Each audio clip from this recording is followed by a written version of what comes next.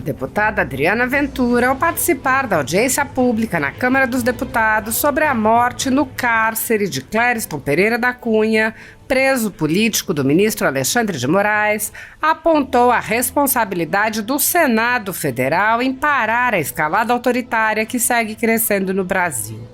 A deputada lembrou que, embora muitos políticos estejam acovardados, há alguns que têm a coragem de erguer a voz. Ventura apontou que esses poucos políticos lutam contra esse sistema que mata pessoas. Temos presos políticos hoje no Brasil. Temos uma instituição que prendeu pessoas. O pai de vocês, uma pessoa comprovadamente inocente, doente e foi esquecido e negligenciado. Essa responsabilidade tem que ser cobrada. A gente está falando de uma ditadura que temos aqui hoje. A deputada lembrou que há outros presos sendo tratados da mesma forma que levou à morte de Clériston e lembrou também a censura. Ela disse: querem calar todo mundo, prender todo mundo em nome de uma ideologia nefasta. Adriana Ventura questionou: cadê a justiça nesse país? Adriana Ventura disse: as instituições têm que cumprir o seu papel porque um cidadão indignado lutando por um país melhor foi morto. Um preso político foi morto por negligência, por omissão, por covardia. A deputada fez um apelo ao senador Eduardo Girão, que ali estava presente. Faça com que os senadores nos deem orgulho, porque o Senado precisa cumprir seu papel. As prisões políticas após o dia 8 de janeiro são alguns dos mais recentes sinais de que, no Brasil, os cidadãos não vivem em uma democracia. Para um grupo de pessoas e empresas, a tirania ganha contornos de implacável perseguição política e ideológica, e esse grupo marcado vem sendo perseguido há muito tempo, com medidas arbitrárias como prisões políticas, buscas e apreensões, censura, bloqueio de redes sociais e confiscos. A Folha Política já teve todos os seus equipamentos apreendidos a mando de Alexandre de Moraes.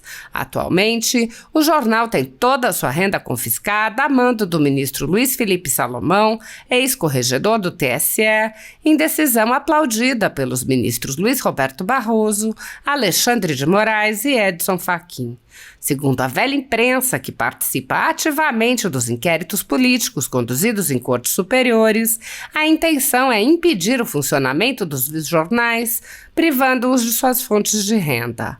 Se você apoia o trabalho da Folha Política e pode ajudar a impedir o fechamento do jornal, doe qualquer valor à empresa Raposo Fernandes por meio do Pix, utilizando o QR Code que está visível na tela ou o código ajude@folhapolitica.org. Caso não utilize Pix, há a opção de transferência bancária para a conta da empresa Raposo Fernandes, disponível na descrição deste vídeo e no comentário fixado no topo. Há mais de 10 anos, a Folha Política vem enfrentando a espiral do silêncio imposta pelo cartel midiático e trazendo os fatos da política brasileira. Pix ajude@folhapolitica.org. Assista.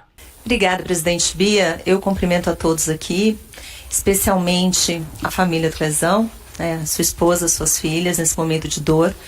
Vocês não estão sozinhas e a morte dele não pode ser em vão. Então, assim, meus sentimentos, eu acho que ele vai ser um símbolo dessa injustiça, um símbolo dessas instituições omissas, um símbolo dessa covardia. Então, vocês vão ter um orgulho eterno dele. Então, obrigada por estarem aqui, que Deus dê muita força para vocês. E queria dizer que vocês não estão sozinhas. Então, eu vim aqui prestar minha solidariedade a vocês, vim aqui prestar solidariedade a tantas pessoas bacanas que estão aqui, a tantos políticos que têm a coragem de erguer a voz. Eu tenho na mesa o meu senador, Eduardo Girão, o deputado Marcel falou, e tantos outros aqui, colegas, amigos parlamentares, que lutam contra esse sistema que mata pessoas. Temos presos políticos hoje no Brasil.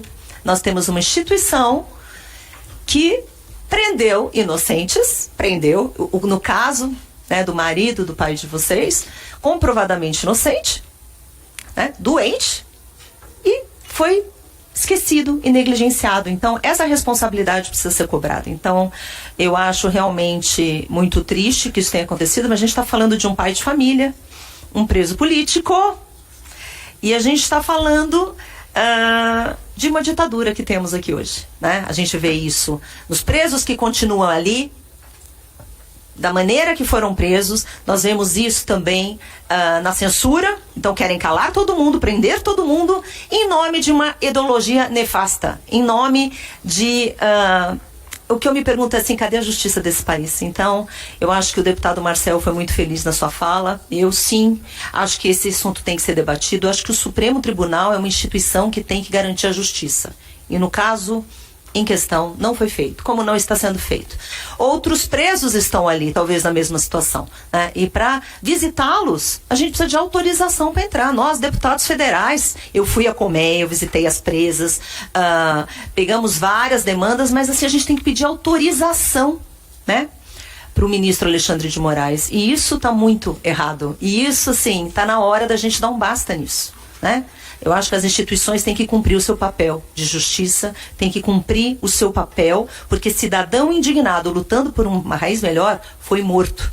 Foi morto, um preso político foi morto por negligência, por omissão, por covardia. E eu reitero aqui, senador Girão, né, um senador que honra estar no Senado, que honra a cadeira que ocupa, eu faço um apelo a Vossa Excelência.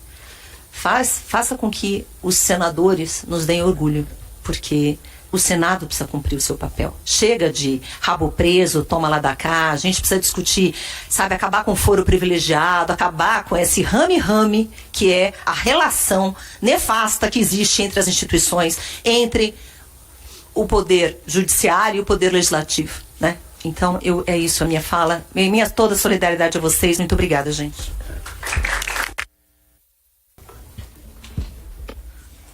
Senhora Presidente, Bia Kix, minha colega de bancada, a quem cumprimento mais uma vez pela iniciativa, senador Girão, senhora Edjane Cunha, esposa do senhor Clésio, senhora Mariana, esposa do coronel, meus colegas, senhoras e senhores. Graciliano Ramos, escritor, escreveu uma célebre obra, Memórias de um Cárcere, em que ele faz uma crítica social, fala da injustiça e principalmente denuncia a ditadura Vargas, né, pela prisão injusta dele. Machado de Assis escreve a famosa obra Memórias de Brás Cubas, né, como se fosse uma pessoa morta que fala do seu passado. E aí eu estava imaginando, né, as memórias das famílias dos presos. O que eles escreveriam nas páginas? O sofrimento, a dor, a senhora que perdeu o marido, a outra que o marido está preso e tantos outros injustiçados. Fico imaginando também a memória dos meus colegas advogados. E queria aproveitar e saudar a doutora Carolina em nome de todos os meus colegas advogados, que foram simplesmente abandonados pela nossa instituição UAB. Eu sei que tem um senhor da UAB que está inscrito, mas eu reitero que nesse período de um ano, a total omissão da Ordem dos Advogados. E aí eu fico pensando na memória dos agentes penitenciários, aquelas pessoas que lidam ali no trato, as pessoas encarceradas, memória dos profissionais de saúde, os médicos, enfermeiros, assistentes que prestam ali. E aí, senhora presidente, eu fico imaginando a memória dos nós parlamentares. Senador Girão, deputado Nicolas, Maurício Marcon, Adriana Ventura, Mariana, tantos outros. Tenho certeza que as nossas páginas não serão inscritas pela omissão. Estamos tentando, na medida do possível, fazer a nossa parte, quer por meio dessas audiências, quer na visita a Papuda. Ainda ontem, eu e o deputado Nicolas aprovamos lá na comissão, na semana passada, Direitos Humanos, mais uma visita da nossa Comissão de Direitos Humanos à Papuda e outras iniciativas como em relação à CPI. E aí, senhora presidente, eu fico imaginando a memória das autoridades do judiciário, dos senhores ministros. Serão páginas de omissão, de injustiça, de descaso, de incúria, de desinteresse, de negligência, de desídia e, principalmente, páginas marcadas pelas lágrimas dos familiares dos presos diante de tanta injustiça. Portanto, senhora presidente, eu cumprimento mais uma vez a senhora pela iniciativa, essa comissão, e digo mais uma vez, nós não seremos omissos.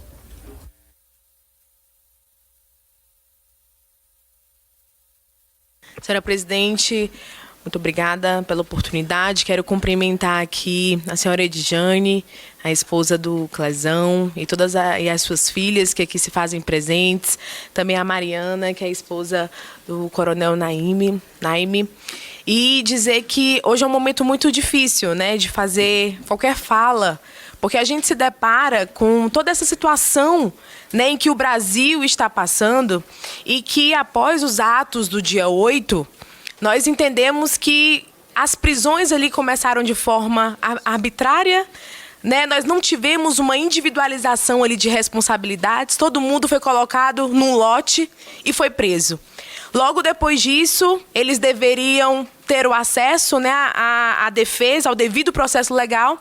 E o que a gente está vendo aqui hoje, juntamente com o depoimento, inclusive, da doutora Carolina, que fez um discurso muito forte aqui como advogada, é que as prerrogativas dos advogados estão sendo realmente cerceadas.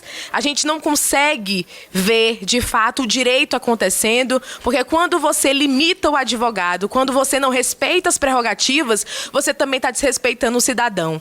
Então, todo advogado ali, ele representa, né, um cidadão em que é representado em juiz e muitas vezes até fora dele. E o que também nos indigna hoje é a omissão da OAB, porque tudo está acontecendo e a gente não vê um posicionamento de fato, né, da OAB, que deveria prestar contas para a sociedade brasileira e para estas famílias. Porque hoje, tudo o que aconteceu resultou na morte do Clezão, que inclusive é inocente. Quantos estão ali são inocentes, que não foram, de fato, respeitados, que não estão sendo respeitados? Eu quero dizer à senhora Edjane que, apesar de ser um momento muito difícil, Edjane, nós estamos com você. Hoje o nosso pedido aqui é para que a justiça seja feita, é para que não aconteça mais o que aconteceu com o Clezão, e para isso a gente precisa falar, porque a Suprema Corte, ela precisa entender que nós temos que dar uma resposta a esta família. E não só a esta família, mas para todo o Brasil. Porque o senhor Jorginho está lá, o Coronel Naime também está passando por uma situação difícil. E o que nós vamos dar de resposta para a sociedade, para o Brasil? Conte com esta casa, porque nós trabalharemos incansavelmente para garantir que a justiça seja feita à sua família e a todos aqueles que estão ali. Então, a minha fala realmente é de repúdio, é de tristeza, é de muitas vezes de impotência por não poder diretamente resolver essa situação, mas nós temos a voz aqui do parlamento e nós vamos lutar para que, de fato, a justiça seja feita no nosso país, e também a solidariedade também aos advogados que merecem, assim como o doutor Tiago falou, tem que fazer algo, independentemente do posicionamento da Suprema Corte ou até da OAB.